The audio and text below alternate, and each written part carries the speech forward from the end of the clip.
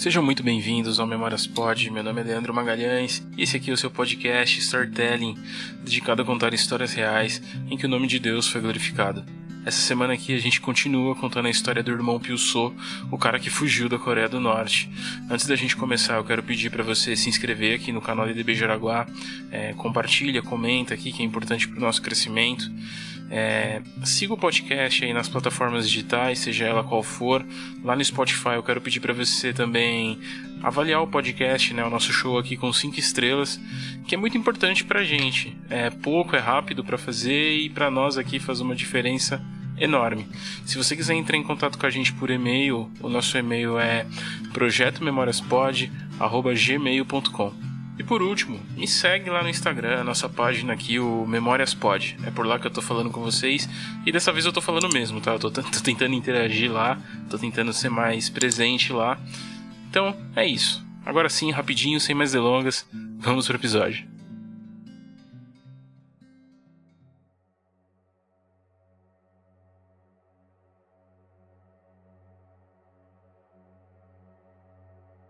Pyu-So, ele já tinha ido 3 vezes até a China. Não dá pra dizer que ele não tinha mais medo, mas ele não acreditava mais que algo de ruim pudesse acontecer. Não parecia que algo daria errado. Já estava virando um costume ir até lá.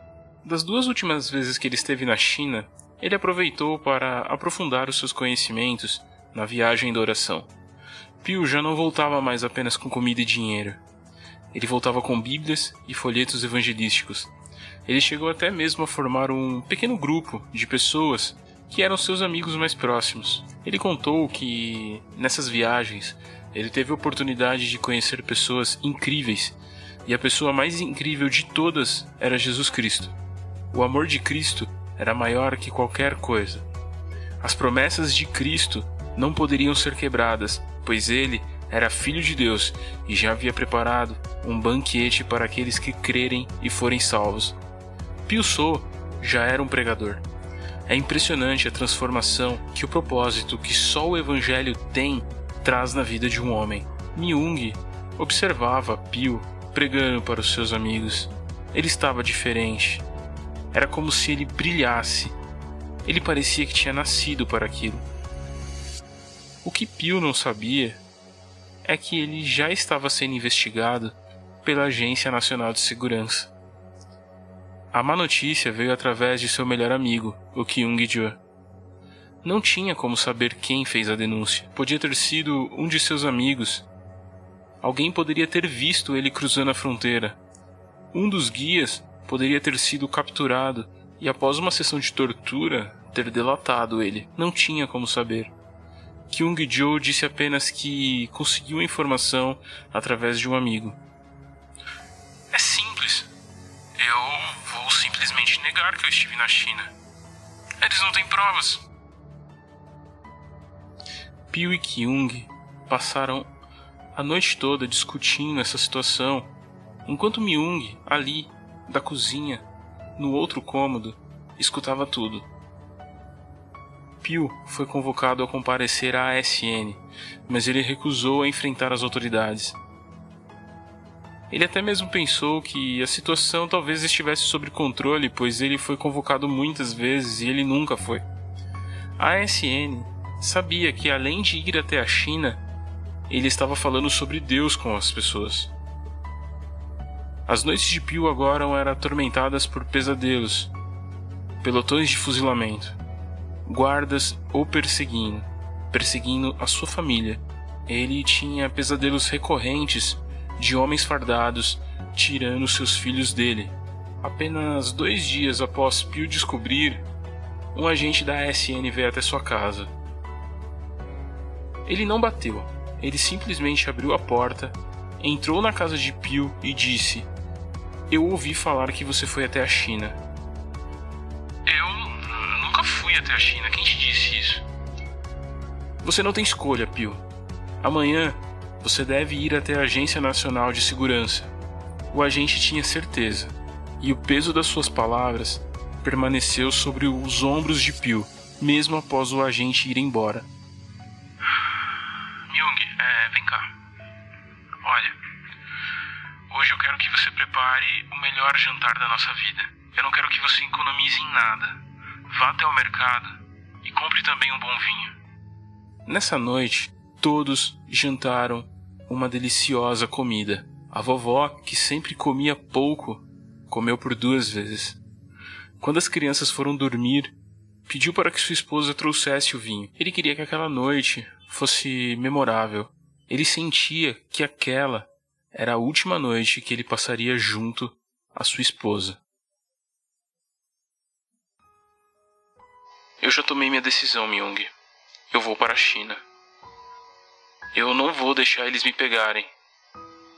Se eles me pegarem, ou me matam, ou eu vou passar o resto da minha vida em um campo de trabalho forçado.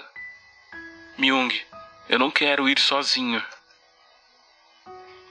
Eu não posso ir sem você. Você é o amor da minha vida. Se nós morrermos, nós vamos morrer juntos. Mas se nós tivermos sucesso, nós teremos uma vida melhor juntos. Imediatamente, Pyu-soo começou a planejar como seria sua fuga. A primeira conclusão foi que levar as crianças era um risco enorme, e ele não estava disposto a correr esse risco. Então ele decidiu deixar Sung com a vovó e Dae-jin com a sua tia, a irmã de Myung. De manhã, todos foram acordados às pressas. Vovó percebeu o que estava acontecendo imediatamente, mas as crianças não. Foi 1h30 de caminhada no escuro até a casa da tia do garoto, a irmã da Myung. A despedida foi muito mais dolorosa do que eles haviam imaginado. Nada é tão doloroso para um pai quanto o choro de um filho na escuridão à noite. Pyu e Myung tiveram uma vontade de ferro. Era muito difícil. Mas eles se olharam, uniram suas forças e partiram.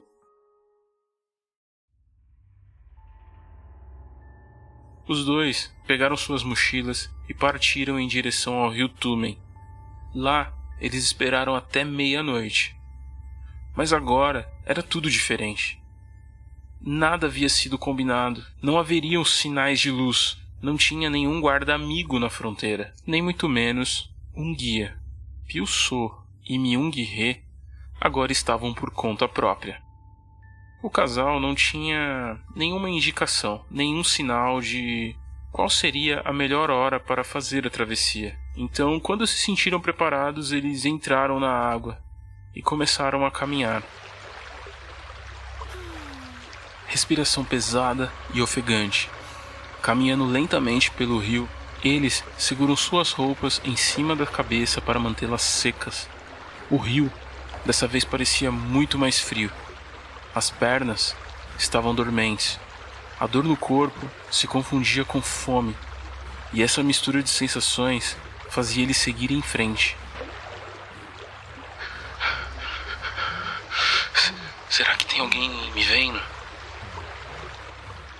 Ele tremia muito, mas não tinha certeza se pelo frio ou pelo medo. Desse lado, patrulhas norte-coreanas. Do outro lado, patrulhas chinesas. Se eles fossem pegos, talvez nunca mais poderiam se ver novamente. Coisas terríveis aconteceriam com eles. Enquanto Pyu fazia sua travessia junto com sua esposa, um sentimento de culpa preencheu seu coração. Seriam eles traidores por abandonar o seu país? O amor pela pátria perde fácil para o amor à família. O amor pelo país perde fácil para a fome. Lembranças tomam conta da mente. Pensamentos são confusos. Pai, mãe, irmãos, filhos. Muitos familiares mortos por fome, doenças, negligência. Eles não queriam esse destino. E isso não era errado. Medo. Não por perder a vida, mas sim pelo que poderia acontecer com eles, com o que poderia acontecer com seus filhos se eles fossem pegos. Se eles tivessem suas vidas poupadas, certamente seriam enviados para passar um bom tempo, talvez até o final das suas vidas, em campos de trabalhos forçados. Eles sabiam que muitos tentaram fugir por esse mesmo caminho. Poucos conseguiram. A maioria foi metralhada pelos guardas. Seus corpos ficaram ali mesmo. Muitas crianças tentando atravessar o rio não tiveram forças. Desfaleceram, morreram e ficaram ali mesmo. Nesse momento, Pyu-Sool não conseguia descartar a possibilidade de estar caminhando sobre corpos. A noite era escura, era negra como o breu, e talvez fosse melhor assim. Não havia outro jeito. Essa era sua última chance. Alto! Não se mexam! Essa única frase foi capaz de paralisar Pyu e Myung em meio à escuridão. Imediatamente, grandes feixes de luz iluminaram os dois. O pior pesadelo da vida de Pyu estava acontecendo. Diante dele, soldados com seus rifles apontados. Assim que saíram da água, foram agarrados de forma bruta e violenta. Depois de um chute forte nas costas de Pyu, ele foi algemado e, junto com sua esposa, foram jogados dentro de um caminhão e levados até uma base militar.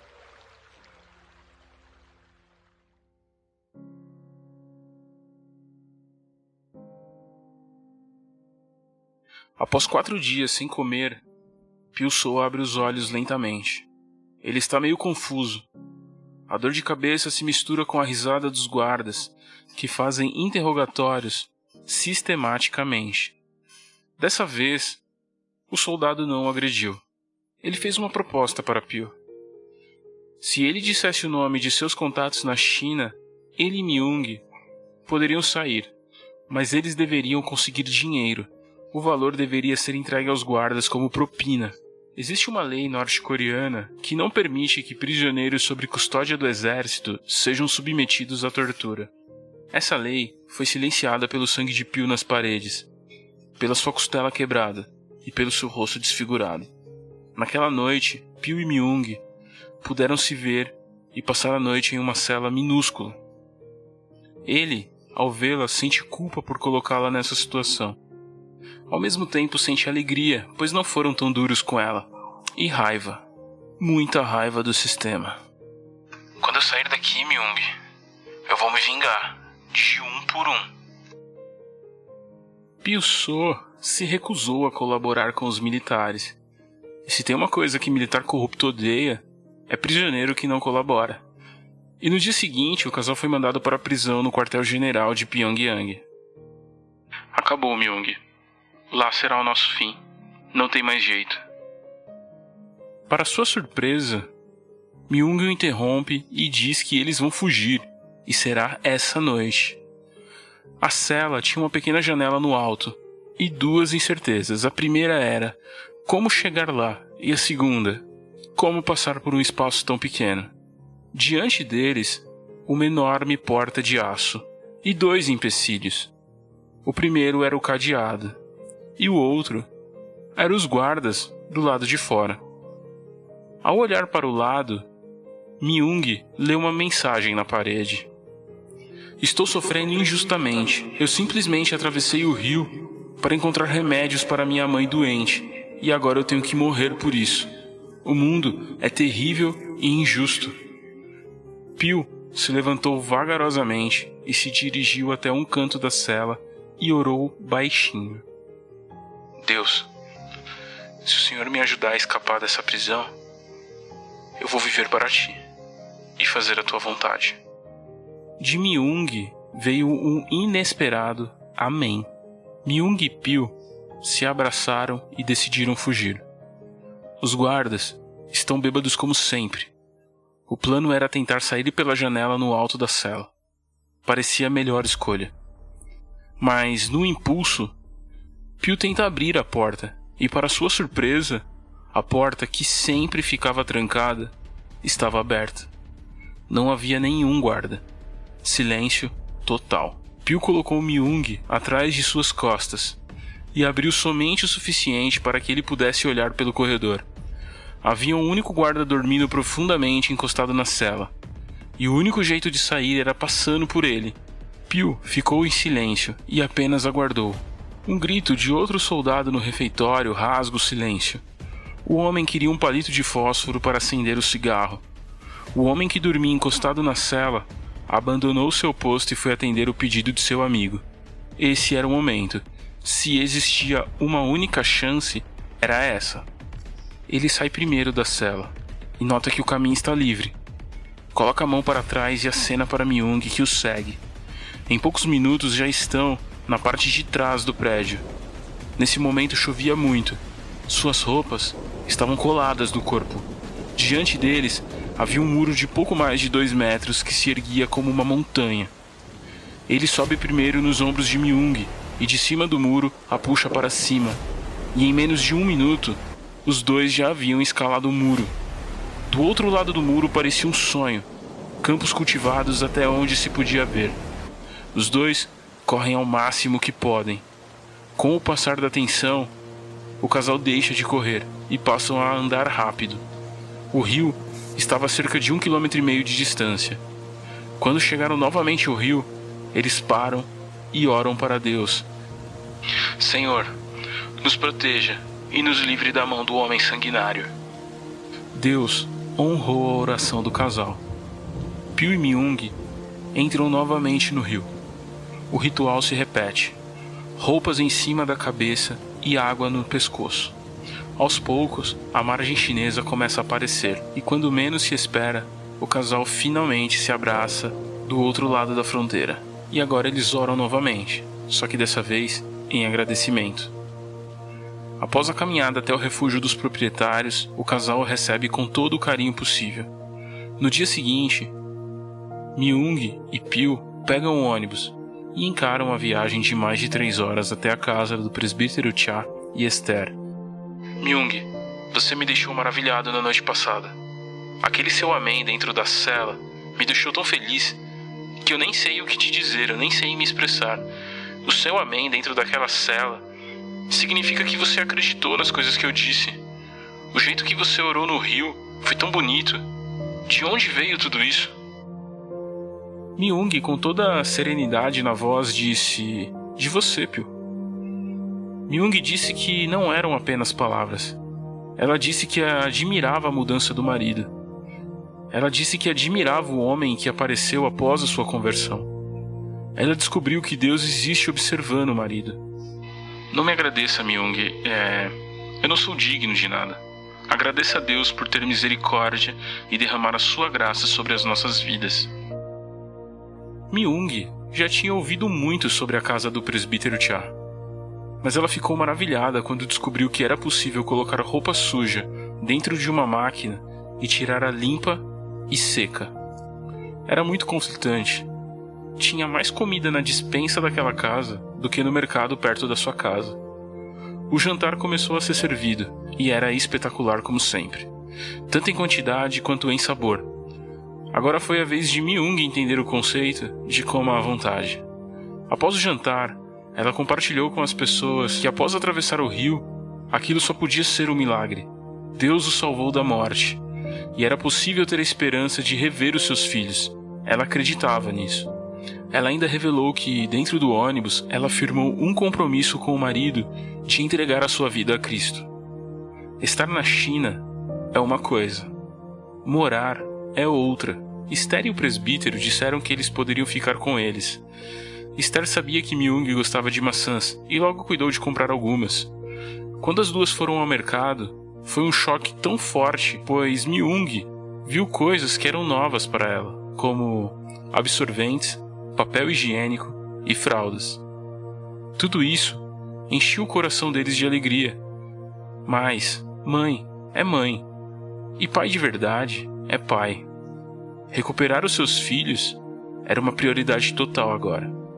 O presbítero tinha alguns contatos, mas tudo era incerto. Qualquer deslize poderia lhes custar a vida. A fuga do casal debaixo dos olhos do exército teve como consequência o aumento do patrulhamento da fronteira.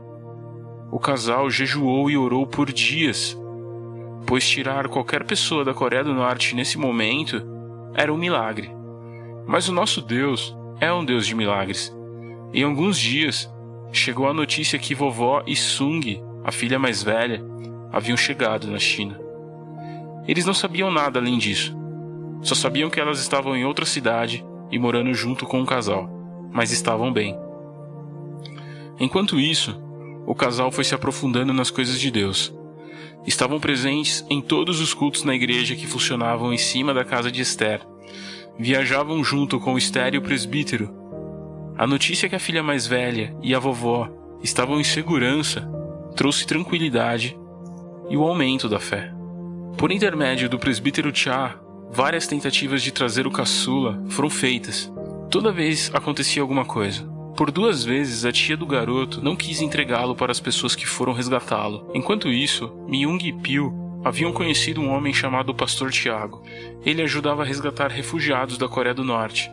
Certa vez, Myung perguntou se seria possível resgatar o filho. Ela tinha o desejo de, após tudo isso, reunir sua família e fugir para a Coreia do Sul. A China nunca foi um lugar amigável para refugiados da Coreia do Norte, e as perseguições estavam cada vez mais intensas. O pastor Tiago foi franco e disse que trazer o filho era totalmente possível, e as chances eram ótimas, mas o sonho de fugir para a Coreia do Sul era apenas isso, um sonho. O casal agora orava com insistência. Eles já tinham vivido uma experiência com Deus. Alguns dias depois, o pastor Tiago disse que havia aparecido uma oportunidade para eles de fugirem para a Coreia do Sul. Somos muito gratos pelo que o Senhor está fazendo por nós, mas nós não vamos abandonar o nosso filho, ainda que isso custe o nosso sonho, ou até mesmo nós tenhamos que voltar para lá, mas nós não vamos abrir mão do nosso filho. O pastor não disse nada, apenas apoiou as mãos sobre os ombros deles e apresentou a Deus essa situação. Myung era uma mãe, mas uma mãe que se sentia incompleta, pois longe do filho, a ansiedade tomava conta de seu coração. Ela sabia que ele não estava bem. A dieta de uma criança norte-coreana chega próxima à inanição. Já haviam se passado 6 meses e o garoto ainda continuava longe da família. Certa vez de manhã o telefone tocou. Uma voz feminina no telefone dizia que Dae-jin havia atravessado a fronteira e estava salvo na China. A mulher se identificou como norte-coreana, apenas isso. A mulher disse que telefonaria em 2 ou 3 dias para fazer os preparativos para o resgate. O coração se alegrava, mas o raciocínio rápido de Pil percebia o quão suspeito era aquilo. Ele pediu para falar com o filho, mas a mulher disse que o garoto estava com medo. Tinha medo do telefone. Filho, você tá aí? É o pai. Fala alguma coisa, meu Deus. A mulher disse que o garoto parecia reconhecer a voz do pai, mas não sabia o que dizer. A mulher desligou. E lá se foram 2 dias de angústia até o telefone tocar novamente. O ponto de encontro seria uma parada de ônibus perto do correio. Eles iriam de moto e chegariam em 4 horas. O casal foi para o local combinado. E mais uma vez, o nome de Deus foi glorificado. Como num sonho, a mulher chegou com Dae-jin, que acenava para os seus pais de cima da moto. Pil se ajoelhou e agradeceu a Deus. A mãe pôde abraçar o seu filho. E lágrimas agora significavam alegria e alívio. A fuga de Dae-jin não foi nada fácil. A tia do garoto não confiava em entregar a criança para estranhos. Ela temia nunca mais poder ver ele. Depois que a convencemos, passamos a noite toda na casa de um contato dentro da Coreia. Ao amanhecer, viajamos o dia todo e chegamos à margem do rio ao anoitecer. O gelo em cima do rio já tinha começado a derreter. Coloquei ele sobre os meus ombros e ele segurou nossas roupas em cima da cabeça. Quando chegamos na China, cortamos o cabelo dele igual das crianças daqui e queimamos as suas roupas. No dia seguinte, o culto em cima da casa da Esther foi especial. Pil Sou e Myung agora estavam com a família toda reunida. A igreja que orava por isso há 6 meses estava feliz. Nesse dia, a vovó, que ainda não tinha se convertido, cantava os louvores com lágrimas nos olhos e sorrisos nos lábios. Quando o Senhor Deus nos trouxe de volta para Jerusalém, parecia que estávamos sonhando. Como rimos e cantamos de alegria. Então as outras nações disseram: O Senhor fez grandes coisas por eles.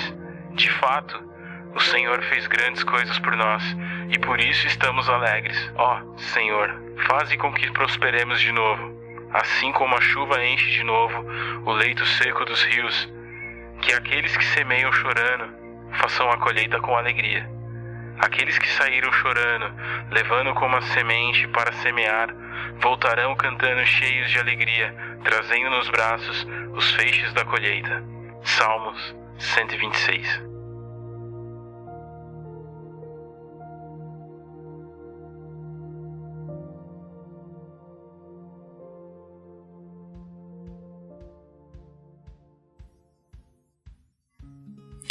É isso aí, pessoal. Esse foi mais um episódio do Memória Explode. Eu espero que vocês tenham gostado. Eu tenho que admitir que esse talvez seja o meu episódio favorito. E deu muito trabalho para fazer esse episódio. Então, curta ele, compartilhe, comente lá no YouTube. Me dê o seu feedback. Diz pra mim lá na minha página do Instagram, Memória Explode, o que você achou. Porque eu quero muito saber, eu quero muito essa interação. O conceito do Memória Explode sempre foi histórias reais em que o nome de Deus foi glorificado. E aí eu quero a opinião de vocês. Eu tô querendo fazer algo diferente. Eu queria, de repente, contar a sua história. De repente, se você tem um testemunho, você viveu um milagre, pô, escreve um e-mail pra mim aqui. O projeto memoriaspod@gmail. Mas você vai escrever detalhado, tá? Não é pra resumir. Porque tem que render uma história. Eu preciso que você escreva detalhes por detalhes. Não economize. Que eu vou analisar aqui, vou ver se é viável a gente fazer um episódio com histórias dos ouvintes. Eu coloquei essa sugestão lá no Instagram e eu tive um retorno assim muito forte no sim, né? Manda aqui um e-mail pra mim, vamos ver se é viável fazer isso.